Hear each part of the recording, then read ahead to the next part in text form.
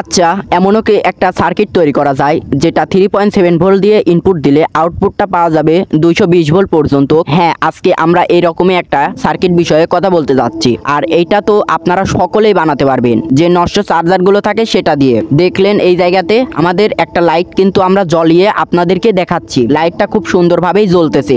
আজকে তাহলে আমরা আপনাদেরকে এই ইনভার্টার বা এই সার্কিটটি তৈরি করে দেখাই। এখানে আমাদের একটা প্রশ্ন আছে যে এইটা দিয়ে কি যে রাউটারগুলো থাকে এইগুলোও কি চলবে নাকি? হ্যাঁ, আপনারা দেখতেই পারলেন রাউটারগুলোও কিন্তু চলবে। তো এই সার্কিটটি কিভাবে তৈরি করতে হয় বা আমি এই সার্কিটটি কিভাবে তৈরি করলাম আজকের ভিডিওতে, এইটাই আপনারা জানতে পারবেন। তো এখনো আমাদের চ্যানেলটিকে যারা সাবস্ক্রাইব করেননি অবশ্যই ভিডিওটি দেখতে দেখতে সাবস্ক্রাইবটা করে দিয়েন আর ভিডিওতে একটি লাইক করে দিয়েন। এই সার্কিটটি বানাতে হলে আমাদের সর্বপ্রথম যে জিনিসটি প্রয়োজন হবে সেটা হচ্ছে একটি নষ্ট চার্জার। আমরা তো জানি চার্জারের ভিতরে মাত্র 2টা থেকে 3টা জিনিস নষ্ট বাদে সবগুলো জিনিসই পড়াই বলতে গেলে ভালো থাকে। এই সার্কিটটি কাজ করছিল এসি 220 ভোল্ট কারেন্টকে ডিসি 5 ভোল্টে রূপান্তরিত করার, তাই এখানে অল্প কিছু সার্কিটই দেখা যাচ্ছে। এই নষ্ট চার্জার সার্কিটটি থেকে আমাদের প্রয়োজন হবে মাত্র একটি মাত্র ট্রান্সফরমার, সেটাও হতে হবে 6 পিনের। আপনারা একটু দেখে 6 পিনের যে ট্রান্সফরমারটি থাকে সেটি একটু খুঁজে নেবে। এখানে অনেকগুলো চার্জার দেখলে আপনারা বুঝতে পারবেন প্রতিটা চার্জারেই 6 পিনের যে ট্রান্সফরমারটি আছে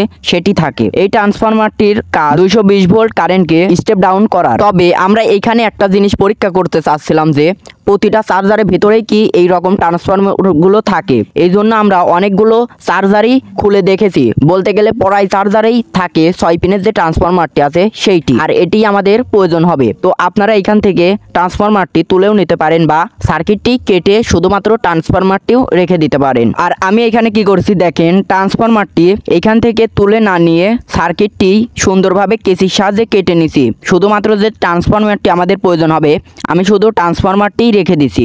এইখানে আমাদের দেখেন যে 6 পিনের ট্রান্সফরমারটি আছে সেটি আমি এখানে নিয়ে নিছি। আপনারাও এই রকম একটা মাপের ট্রান্সফরমারটি নেওয়ার চেষ্টা করবেন, তাছাড়া আপনাদের এই সার্কিটটি তৈরি হবে না। এইখানে প্রয়োজন হবে একটা ট্রানজিস্টর যার মডেল নাম্বার হচ্ছে TIP41C। TIP41C একটা মডেলের ট্রানজিস্টর আমাদের এখানে প্রয়োজন হবে। এইখানে কিছুটা হিট প্রডিউস হবে, এর জন্য আমরা ব্যবহার করতেছি একটা অ্যালুমিনিয়ামের হিট সিঙ্ক, যাতে কিছুটা হিট প্রডিউস করা যায়। অল্প কিছু সার্কিট হলেই তৈরি করা যায় এ জাতীয় ইনভার্টার। বলতে গেলে মোট মিলিয়ে খরচ পড়তে পারে 20 টাকার মতো। এরপরে প্রয়োজন হবে একটি রেজিস্টর যেটির ওহম হচ্ছে 120 ওহম। তবে আমরা এখানে 120 ওহম রেজিস্টার না পাওয়ায় ব্যবহার করতেছি 122 ওহমের রেজিস্টর, এটিতেও কাজ হবে।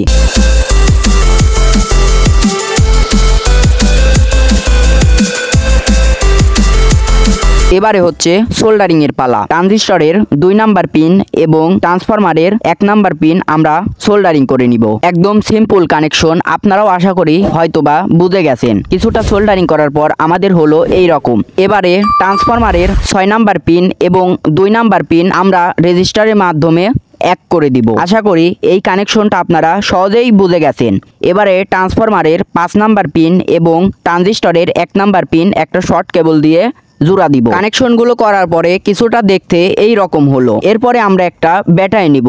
এই ব্যাটারিগুলো তো আপনারা জানেন 3.7 ভোল্ট হয়ে থাকে, ফুল চার্জে হতে পারে 4.2 ভোল্ট পর্যন্ত। এই ইনভার্টার সার্কিটটিকে মাঝে মাঝে অফ অন করার জন্য আমরা এখানে একটা ছোট্ট মাপের সুইচ ব্যবহার করতেছি। সুইচটির 2 প্রান্তে 2টা শর্ট কেবল জুড়ে দিব। সবশেষে আমাদের একটা প্রয়োজন হবে এসি 220 ভোল্ট লাইট। এইখানে আপনারা একটা জিনিস মাথায় রাখবেন যে 10 ওয়াটের নিচে যে লাইটগুলো আছে এইগুলো ব্যবহার করার জন্য।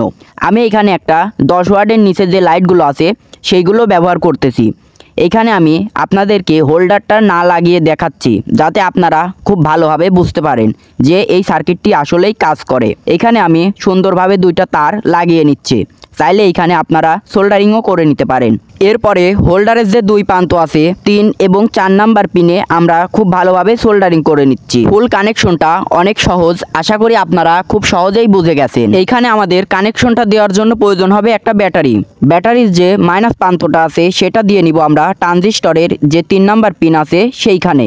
ব্যাটারির যে পজিটিভ ওয়্যারটা আছে সেটা দিয়ে নিব আমরা ট্রান্সফরমারের 2 নাম্বার সার্কিটে। আশা করি কানেকশনগুলো একদমই সহজ। এবার যখন আমরা সুইচটা দিচ্ছি হয়তো আপনারা দেখতে পাচ্ছেন লাইটটা জ্বলতেছে, এইটা লাল লাইট, তাই অতটা ভালোভাবে দেখা যাচ্ছে না। তবে এইখানে আমার ধারণা অনুযায়ী আমি বুঝতে পারলাম যে এই সার্কিটটি আসলেই কাজ করে। এই যে ইনভার্টার সার্কিটটি আছে এটা আপনারা বাড়িতে ফান প্রজেক্ট হিসেবে একবার হলেও ব্যবহার করতে পারেন। এখান থেকে আসলেই এসি যে কারেন্টটা আছে সেটা বের হয়। এটা যখন আমরা লাইটটা নিভিয়ে দেখেছি তখন অন্ধকারে লাইটটা অনেকটাই আলো দিতে পারতেছে, যতটা এসি কারেন্ট দিতে পারতো ঠিক ততটাই এইখানে লাইটটা আমি দেখেছি জ্বলতেছে। তো আশা করি এই কানেকশন এবং এই কাজটি আপনারা একবার হলেও বাড়িতে ট্রাই করে দেখবেন। আর এইখানে আমরা যে ট্রানজিস্টরটি ব্যবহার করেছি এইটা 10 থেকে 20 মিনিট চলার পর দেখি যে অনেকটাই গরম হয়ে যাচ্ছে। আপনারা 10 থেকে 20 মিনিট চলার পর মাঝে মাঝে অফ করে একটু ট্রানজিস্টরটাকে ঠান্ডা করে নেবেন, তাহলে আশা করি অনেকক্ষণ যাবত আপনারা এইটা চালাতে পারবেন। তবে এইটাকেও অনেকক্ষণ চালানোর জন্য ব্যবহার করবেন না। তবে এইটা যে আমরা লাইট জ্বালিয়েই শুধুমাত্র ছেড়ে দিব বিষয়টা এমন না।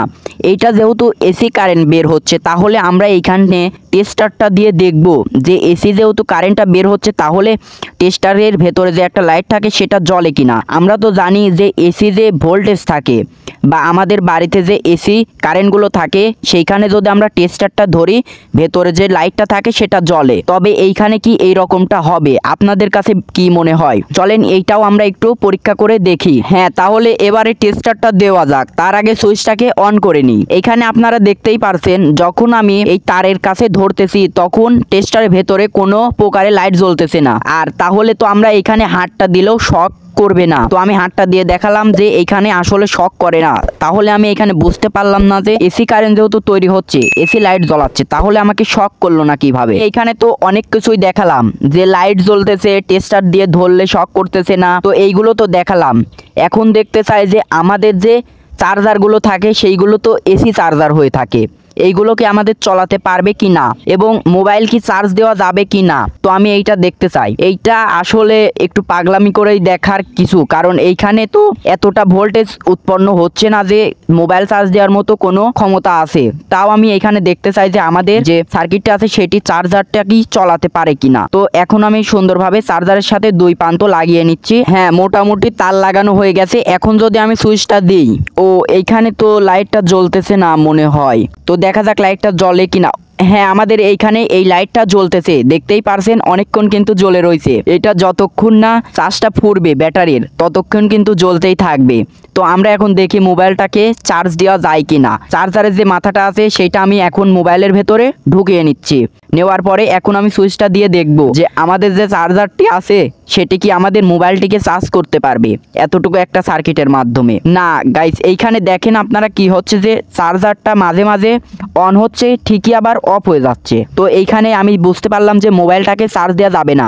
আর আমি এখানে একটা জিনিস খেয়াল করলাম যে মোবাইলে যে চার্জ দিছি, মোবাইলটাকে যখন চার্জ দিই তখন চার্জের যে পয়েন্টটা আছে সেটা ভেসে ওঠে মোবাইলের উপর। ঠিক এইখানেও এই রকমটাই হচ্ছে, তবে মাঝে মাঝে অফ হয়ে যাচ্ছে, দিচ্ছি মাঝে মাঝে অফ হয়ে যাচ্ছে। এই সার্কিটটি বানাতে গিয়ে যেহেতু আমরা পাগল হয়ে গেছি তাহলে কি আর পাগলামো না করলে হয়। এখানে যে তাতালটা আছে এইটা 60 ওয়াটের হয়। এই 60 ওয়াটের তাতাল আমরা আজকে এই ইনভার্টার দিয়ে চালিয়ে দেখব যে এইটাকেও চালাতে পারে কি না। আমার তো আগের থেকেই মনে হচ্ছে এত ওয়াটের তাতালটাকে চালাতে পারবে না কোনোভাবেই না।